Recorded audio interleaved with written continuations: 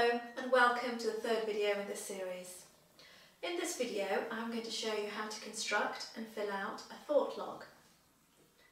I have tried to think of creative ways to make this task a little bit more exciting, and I really can't do it. It's just something you're going to have to go through, and I guess it's a little bit like when you start playing a new musical instrument and you have to go through the scales. You just have to do it, and it really will benefit you in the long run. Your music teacher is not going to teach you how to play every single piece of music, but by learning the scales you should be able to play some pieces which you've never seen before. So let's take a look at one of the thought logs. You'll see that there are 7 columns. In the first column we have situation. This is the who, what, when and where. In the second column we have emotion. This is a list of all the emotions that you are feeling, as well as rating them, which we talked about in the last video, in using the 0 to 100% scale. The third column is for automatic thoughts. As I've written there, it does make it easier to ask yourself the questions: what was I thinking just before? What does this say about me? What does this thought say about the other person? What does this say about people in general? What am I afraid of? What am I hoping for? And are there any images in my mind? Automatic thoughts are the ones you had as soon as the incident took place, not later. If there were any images, describe them. Again, this is a hard one. We protect ourselves from our thoughts so much, and this is why you may have to do this with the help of your therapist.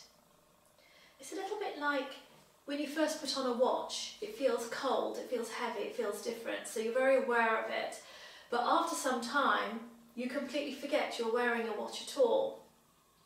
So in the same way, your beliefs, they were ingrained in us from when we were children, and we have stopped being aware of them. So really do this with your therapist.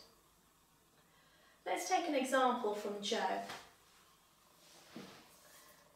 In Joe's thought log, he's written, Sunday, 1:30 p.m, driving to a party with my family, stuck behind a slow car. He's rated his emotion as angry, 90%, anxious, 20%. The automatic thoughts were, the driver is so inconsiderate. I should have gone the other way. I always make the wrong decisions. The other columns there are filled out as well, but I really just do want to focus on the first 3 first. If you take a look at the automatic thoughts again, on the original thought log, if you find those questions difficult to answer, another way of doing it is thinking about, what does that mean? So say your thought is, I need to give a presentation. What does that mean? Well, you may say something wrong or mess it up. But what does that mean to you? It'll mean I'm open to criticism or ridicule. What does that mean to you? It'll mean I'm not perfect. So that's another way of doing that one. I think we've covered quite a lot here. These 3 columns are quite tricky. So really do go away and practice those for a month or so with the ratings of the emotions before you go on to the next video.